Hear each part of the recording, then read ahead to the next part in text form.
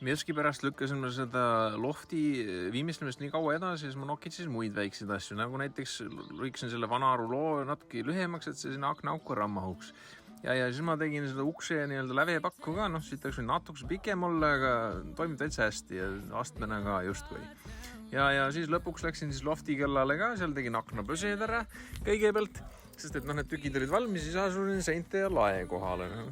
Natukese tuli siuke läikiv või siuke nagu ta on, et alguses mulle see ei meeldinud, aga pärast hakkas käisma küll, et siin natukese on vaja veel lõigata juppe, see võttis jälle aega.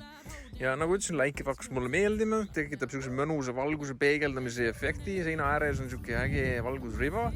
Ja ainuke asi on see, et seda valgust võib-olla peaks liigutama, et kuna siin on 3 valgusriba ja 1 seda vahejupp, et siis nagu on siuke ebaühtlane ja neid enam poest kuskilt leida polnud, neid sama, ei tea, aga sain lõpuks midagi tehtud ja siis mõni viimistlemine veel ja ongi tehtud.